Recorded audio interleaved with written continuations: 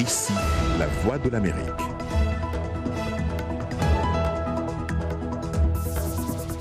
Bonsoir à tous, Le Monde aujourd'hui, bienvenue dans cette nouvelle édition de votre journal. On commence tout de suite par les titres. Dans l'actualité ce soir, Donald Trump gèle la délivrance des cartes vertes et de certains visas de travail jusqu'à la fin de l'année au nom de la lutte contre le chômage. Mais beaucoup y voient une stratégie de campagne, une campagne présidentielle qui, dans le camp des démocrates, met également la pression sur Joe Biden. Dans ce journal, nous parlerons aussi de la pandémie de Covid-19 dont les cas de contamination se multiplient ici aux États-Unis et sur le continent africain. L'Afrique, où les entreprises tentent de s'adapter à la nouvelle vie avec le Covid-19. Nous irons au Cameroun pour parler de la consommation de la drogue par les enfants. Un fléau qui se répand et auquel médecins et associations bénévoles tentent de s'attaquer.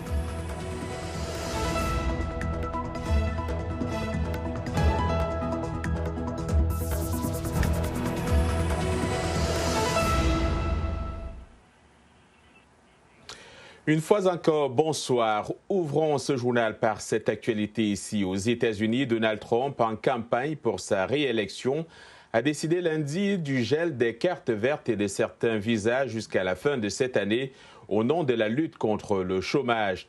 Pas moins de 500 000 étrangers seront touchés par cette mesure, confrontés à la perte soudaine de millions d'emplois en raison des mesures de confinement. Le président républicain avait décidé il y a 2 mois de suspendre pour 60 jours la délivrance des cartes de résidence. Le nouveau décret englobe cette fois plusieurs types de visas de travail, dont les H-1B, très utilisés dans le secteur des hautes technologies. Les grands noms de la tech américaine, Google, YouTube, Microsoft, Tesla et bien d'autres ont protesté contre ces restrictions de visas imposées par le président Donald Trump. Le décret du président américain... Toute décision de ce genre pourrait avoir des implications assez profondes que beaucoup en dehors du cursus académique pourraient ne pas réaliser. Je vous donne un exemple. Présentement, nous avons des professeurs africains de différentes universités qui nous contactent, le département d'études africaines. Nous serions très heureux de recevoir ces professeurs-là parce que ça renforce les rapports de travail entre Howard et ces universités-là, entre le département d'études africaines et ces universités-là, mais aussi entre les États-Unis et les pays d'origine de ces professeurs, de ces chercheurs et de ces étudiants. Il y a beaucoup de projets que nous avons envisagés qui sont en train de se développer présentement. Et donc, compte tenu de ce nouveau décret, il va falloir que l'on révise beaucoup d'aspects de ces projets-là. Et non seulement ça va être une perte de temps, mais aussi l'incertitude que cela pose risque d'avoir des répercussions assez négatives sur la formation académique de nos étudiants, sur le futur prochain des rapports de travail entre les universités africaines et Howard University. Alors, évidemment, ça nous impacte tous directement puisqu'il s'agit avant tout de collaborer avec nos collègues.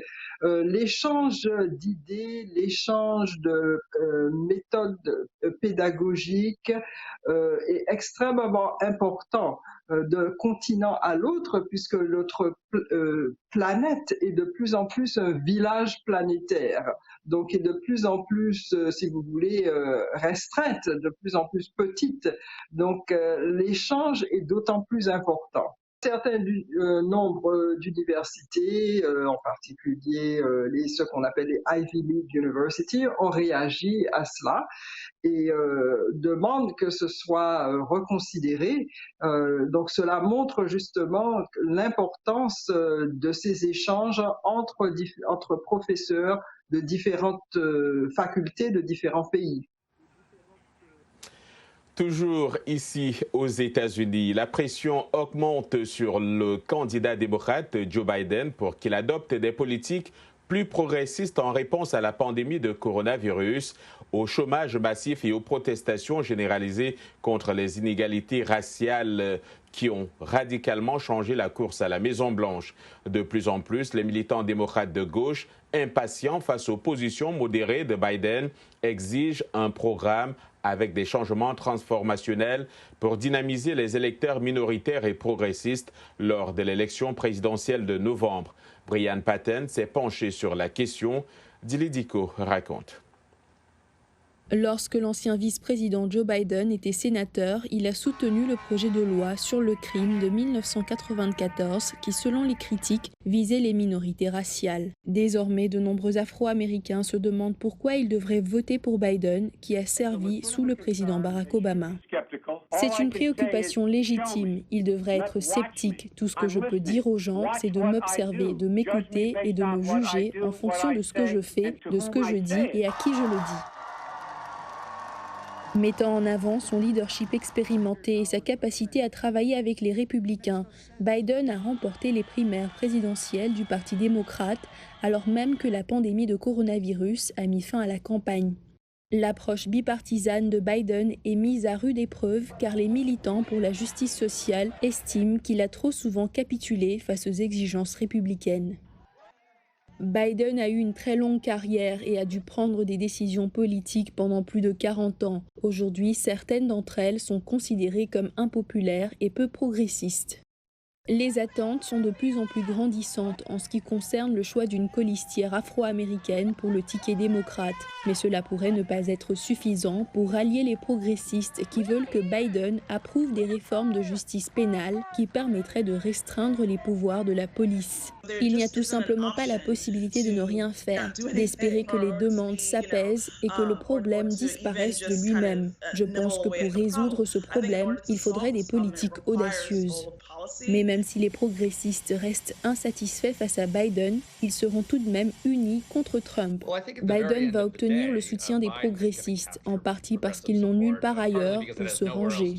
Un récent sondage national montre que Biden garde sur son rival une avance significative de 13 points, avec seulement 35% des personnes interrogées disant qu'elles comptent soutenir Trump en novembre. Mais selon les analystes, les luttes internes entre démocrates et une reprise significative de l'économie pourrait changer la donne en faveur de Donald Trump.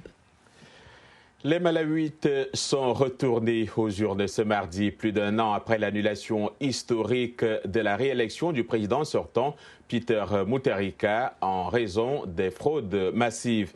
Dès l'aube, les électeurs ont commencé à se presser devant les quelques 5000 bureaux de vote au terme d'une campagne rythmée par de nombreuses réunions publiques malgré la pandémie de coronavirus. Peter Mutharika, autant pour moi, 79 ans, retrouve encore sur sa route le chef de l'opposition, Lazarus Chakwera, 65 ans. Le troisième candidat, Peter Kouani, a très peu de chances de perturber le face-à-face entre les deux favoris. Le Burundi a un nouveau Premier ministre et un nouveau vice-président sur proposition du président Evariste Ndayishimiye qui a prêté serment il y a 3 jours. L'Assemblée nationale a, par un vote de 92 voix pour et 2 abstentions, approuvé en séance plénière la nomination du maréchal Alain-Guillaume Bunyoni comme Premier ministre et Prosper Banzombaza comme vice-président. Ces 2 personnalités vont prêter serment mercredi devant la Cour constitutionnelle. Le Burundi est actuellement régi par 2 constitutions, celle de 2005 qui va prendre fin le 20 août prochain et celle qui a été adoptée en 2018, considérée comme le numéro 2 du régime depuis 2015 et jusque-là ministre de la Sécurité publique. Alain-Guillaume Bunyoni est sous le coup des sanctions américaines imposées par l'administration Obama pour avoir dirigé la répression de manifestations pacifiques en ayant recours à un usage disproportionné de la force. Le Premier ministre égyptien Mostafa Madbouli a annoncé ce mardi la réouverture partielle des cafés et lieux de culte à partir de samedi, après 3 mois de fermeture et de couvre-feu nocturne décrétés pour lutter contre le nouveau coronavirus. Et puis l'Afrique du Sud va lancer cette semaine le premier essai clinique d'un vaccin contre le nouveau coronavirus organisé sur le continent. Ce vaccin a été développé par le Jenner Institute de l'Université d'Oxford et est déjà en phase de tests au Royaume-Uni, où plus de 4000 personnes doivent y participer. En Afrique du Sud, quelques 2000 personnes ont été enrôlées dans cet essai, dont 50 atteintes du VIH.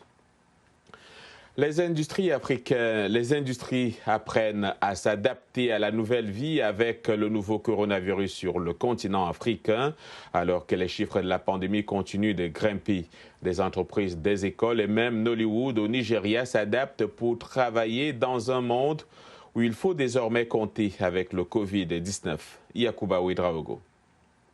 Pour de nombreux survivants du Covid-19 en Afrique, le rétablissement n'est que le début d'une deuxième bataille avec le déni de la maladie et la stigmatisation qui sévissent à travers le continent. Les patients guéris de coronavirus sont raillés dans leur communauté, soupçonnés de continuer à propager la maladie. Ici en République démocratique du Congo, ce journaliste qui s'est remis du Covid-19 estime que les gens ont besoin d'une meilleure compréhension de la maladie. Quand on sait que c'est Covid, vous êtes stigmatisé. Mes enfants dans le quartier ont été surnommés Covid.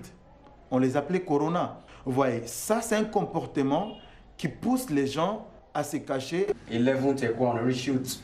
Pendant ce temps au Nigeria, l'interdiction générale initiale de la production de films s'est partiellement assouplie. Mais des directives strictes sont désormais en place avec des changements importants sur le plateau. Les producteurs travaillent maintenant avec une équipe réduite, passant de 70 membres à seulement 12. Pour la plupart des scènes où vous devez vous embrasser ou être très confortable, ce n'est plus la même chose. Donc, nous devons être très prudents avec nos nuances et quoi que nous fassions pour nous protéger. Oui, ça affecte les émotions et tout ça. Comme dans presque toutes les autres industries, le cinéma nigérian fournit un exemple d'entreprise qui s'adapte à un monde vivant désormais avec le coronavirus. C'est le cas en Afrique du Sud où les restrictions sur les importations et les exportations ont forcé le vigneron James Mackenzie à faire preuve de créativité. Apprendre à vendre directement aux clients en utilisant Zoom, en faisant des dégustations avec des clients, fait désormais partie intégrante de notre approche. Toujours en Afrique du Sud, à Paternoster, à 150 km du Cap, le restaurant Wolfgat, lauréat des World Restaurant Award 2019, rouvre après une autorisation du gouvernement. Un ouf de soulagement pour son propriétaire. C'est un grand soulagement. Cela s'accompagne également d'une grande responsabilité, car cela ne revient pas simplement à la normale. Nous devons opérer dans des circonstances complètement nouvelles, avec des protocoles complètement nouveaux. Même esprit innovant, dans cette école primaire de la banlieue du Cap, des écrans de bricolage y ont été installés pour protéger les élèves contre le coronavirus. J'ai trouvé cette idée et j'ai dit, regardez, j'ai beaucoup de planches à la maison. Je vais vous fabriquer des cadres pour les cours. Des conditions difficiles de travail pour ces tout-petits dont la vie a été bouleversée par le Covid-19, mais qui devront, comme le reste du monde, apprendre à vivre désormais avec la crainte du nouveau coronavirus. Et puis les États-Unis restent le pays le plus touché par la pandémie de Covid-19 avec au moins 120 400 décès pour un peu plus de 2 300 000 cas recensés.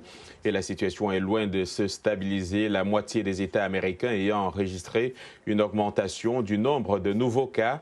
À l'origine de cette évolution, le fait pour de nombreux Américains de ne pas respecter certaines mesures, notamment le port du masque facial ou encore la distanciation sociale.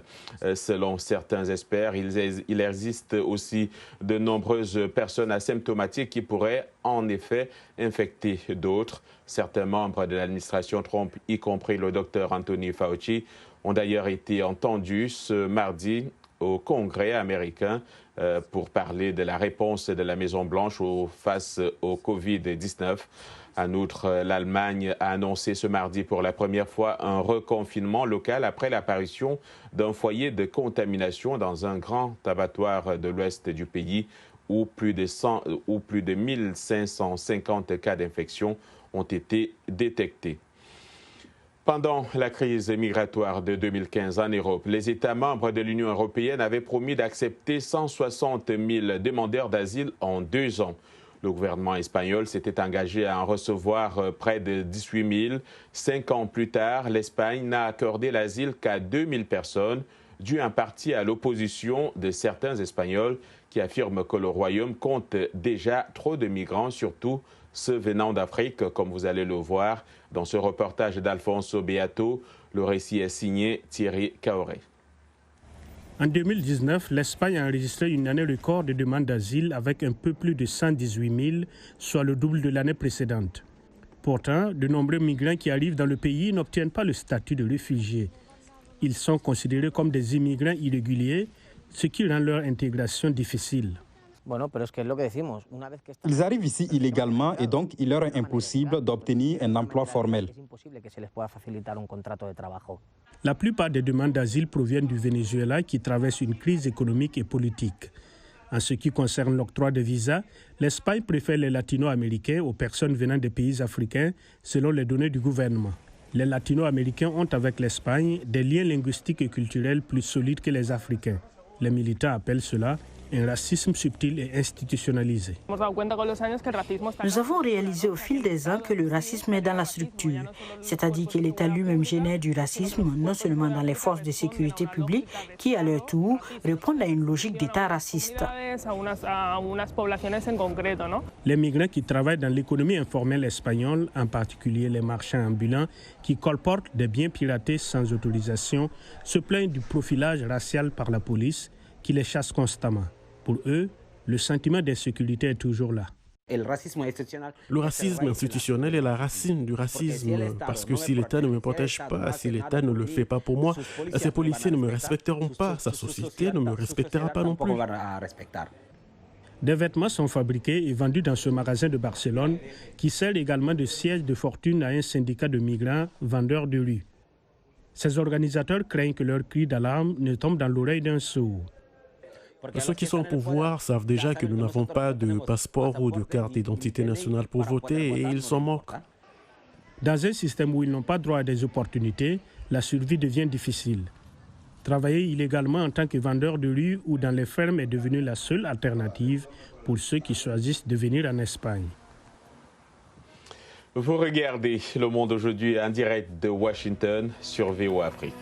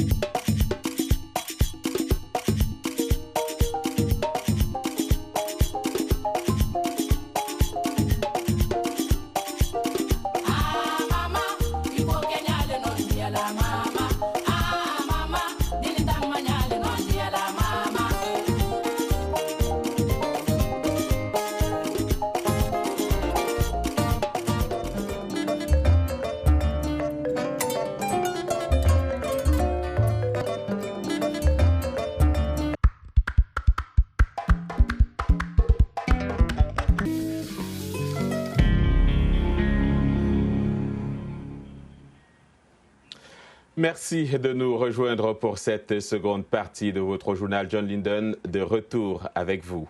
Allons au Cameroun, où la consommation de la drogue par les enfants constitue un fléau en expansion, notamment chez les enfants de la rue, les jeunes élèves et les étudiants. Des associations, des médecins et des jeunes bénévoles tentent tant bien que mal de sortir cette tranche d'âge des ravages de ce fléau. Reportage à Yaoundé d'Emmanuel Juntap. Ces sachets et comprimés contiennent de la drogue. Ils ont été récupérés entre les mains des enfants de la rue qui fréquentent ce centre éducatif et d'écoute. Le centre Edimar est fonctionnel depuis 2002, mais n'offre pas de structure d'hébergement à ces enfants. Des manquements à l'éducation qui peuvent venir soit de la famille, soit de la communauté, et soit même du manque d'instruction scolaire, on fait au mieux pour les compenser. Et maintenant, il y a d'autres valeurs. Quand on essaie d'inculquer des valeurs d'honnêteté, de travail, de volonté. Marc Essama a été enfant de la rue pendant 13 ans. Il s'attelle désormais à libérer d'autres enfants de la prise d'une drogue néfaste, appelée ici le caillou. Le caillou fait en sorte qu'ils deviennent fous, enragés. Et nous, on ne parvient pas encore à vraiment connaître la puissance de cette drogue. Ici, aux alentours de la gare ferroviaire, le prix de cette drogue oscille entre 4 et 8 $ et se consomme à l'aide de cette pipe artificielle. C'est d'abord les déchets de cocaïne et ça fait même des ravages sur le plan économique parce qu'une petite dose se vend à prix d'or. À l'autre bout de la ville, un jeune étudiant, sous le contrôle de son médecin, achève une cure de désintoxication qui inclut ce jour la pratique de l'activité sportive. Nous avons 2 semaines de traitement. Actuellement, nous allons vers la 3e semaine dans laquelle tout se passe bien. Jusqu'à présent, je me sens plus libéré. Spécialiste en santé mentale, ce médecin prend en charge avec succès des jeunes patients depuis 4 ans. Ça nous répond plus d'emphase, plus de sollicitations sur les étudiants et les élèves. Parce qu'avec eux, on peut les réinsérer facilement, ils peuvent reprendre le chemin de l'école. Selon le Comité national de lutte contre la drogue, plus de 12 000 enfants âgés de moins de 15 ans au Cameroun s'adonnent à des stupéfiants et produits psychotropes. Emmanuel Juntap pour VOA Afrique, Yaoundé. À présent, et comme tous les mardis, nous vous proposons la chronique de l'économie. Eric Manirakiza revient sur le commerce mondial qui devrait chuter au 2e trimestre de cette année. Il nous parlera également de l'industrie du voyage américain, mais d'abord des bonnes fortunes d'une grande banque en Afrique, Eric. L'agence de notation financière SP Global Rate, la BAD, qui siège à Abidjan, est une des 5 grandes banques multilatérales de développement. Elle compte 80 pays actionnaires, 54 pays africains et 26 non-africains d'Europe, d'Amérique et d'Asie. L'Organisation mondiale du commerce OMC indique que le commerce international devrait enregistrer une baisse historique de 18,5% au 2e trimestre en raison de la pandémie de Covid-19.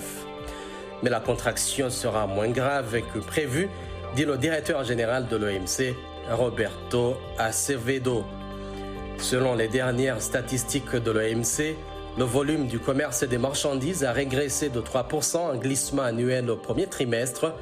Le patron de l'OMC a estimé que les décisions mises en œuvre ont été essentielles pour atténuer le coût porté à la production et au commerce, assurant qu'elles continueront de jouer un rôle important en déterminant le rythme du redressement économique. Les premières estimations pour le 2e trimestre, période au cours de laquelle le virus et les mesures de confinement associées ont touché une grande partie de la population mondiale, prévoient un recul d'environ 18,5%.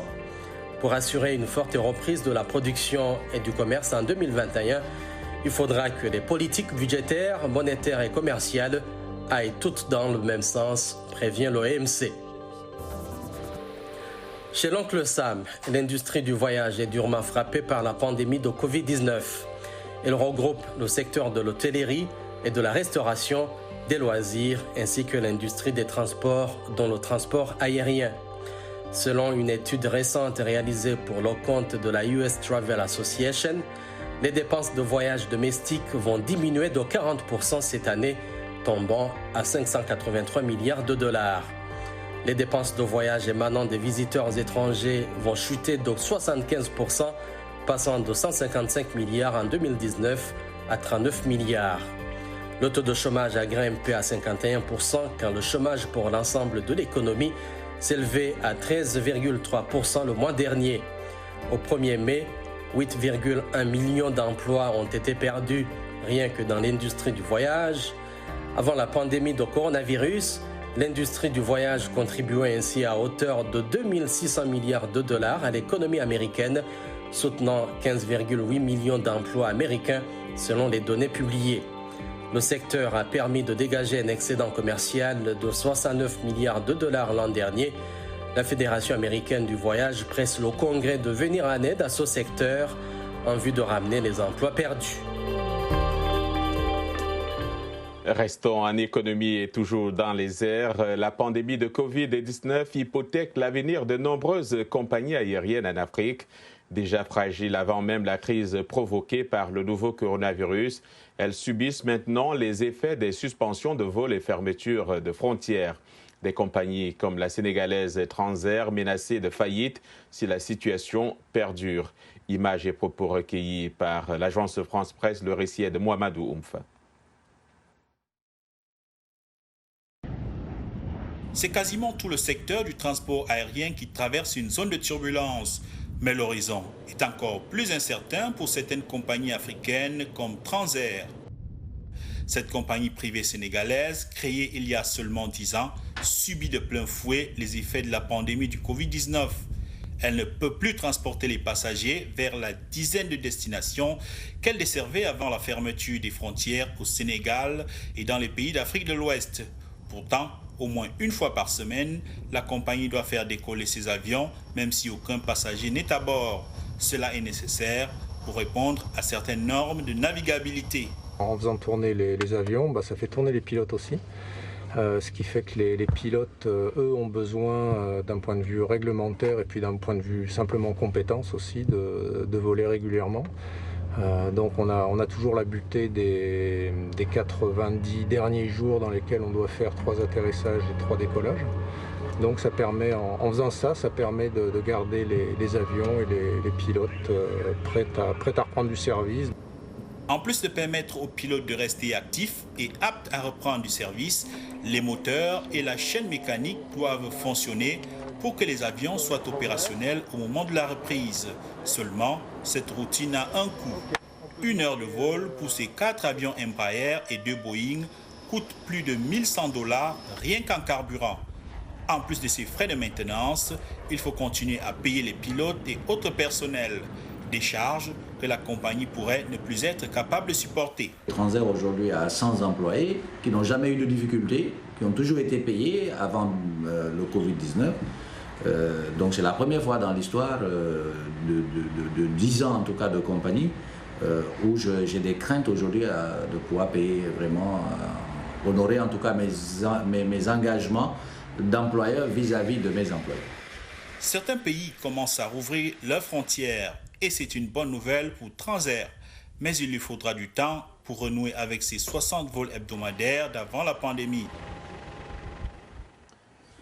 Et c'est avec Transair qu'on atterrit. C'est la fin de ce journal. Merci pour votre fidélité à VOA Afrique. Demain est un autre jour. D'ici là, portez-vous bien, protégez-vous et surtout passez une excellente soirée.